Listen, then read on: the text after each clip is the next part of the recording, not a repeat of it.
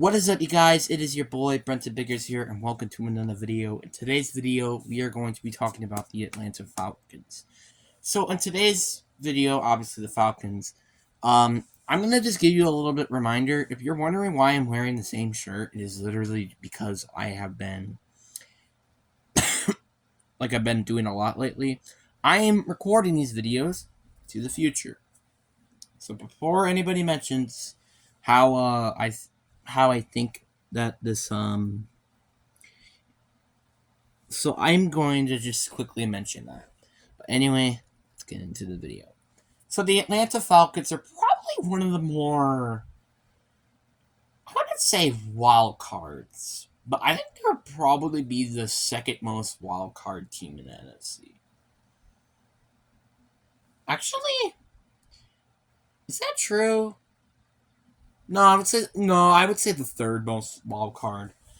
Behind the Rams and the Packers, obviously, but the Falcons are one of the more interesting teams, I feel like, because on the one hand, they're in one of the weakest divisions, and they can definitely make it to the postseason and win the division. But on the other hand, this is not a good enough team to make it to the Super Bowl. So this is a very interesting predicament that they're in. Honestly, if I was the Falcons, I would pretty much be continuing the rebuild as I was. But since they went 7-10, not surprising, especially how bad the division was, they went and got a lot of free agents. Some of them are even veterans, which was interesting. You know what's also interesting? Drafting B.J. Robertson. I still don't know why they did that to this day. Can anybody personally explain to me why did they make that move? Got no idea. But anyway, this is a team that has a lot of talent. Like, let's start off with their let's skip the quarterback for now. The running backs, they got this is probably the biggest depth at running back I think any team has. You have Tyler Algier, who had over 1,000 yards last year. Cordell Patterson, who's an amazing punt kick returner and running back. And then you have B.J. Robinson, who was rated the best player out of this draft. So, yeah, that's easy set and done. Then you got wide receivers. Drake London is really much their only receiver outside of Matt Collins, too, who's also decent at the slot, but that's kind of it. And then tight end, they have Kyle Pitts, who I think can be really good, just I don't know, he gets the ball. And then their O-line is also kind of decent, so yeah.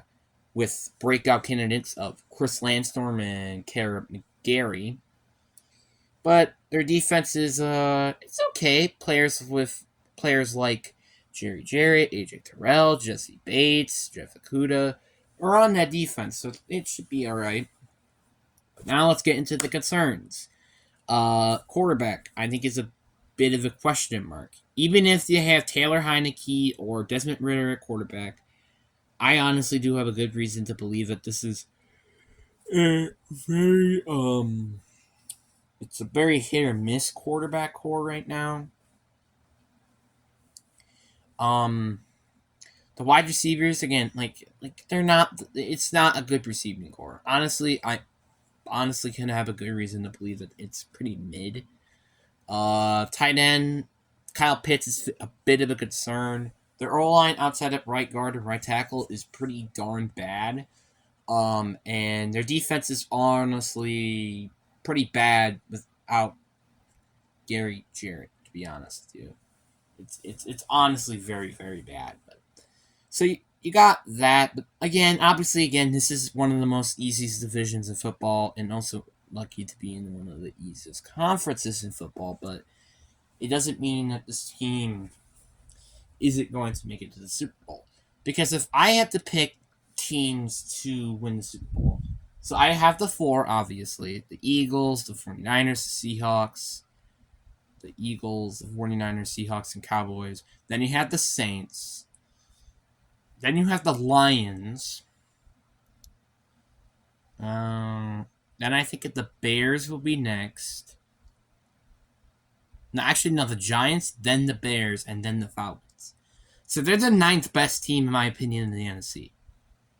That is not that great. So, yeah, but anyway, hope you guys enjoyed this video. Peace.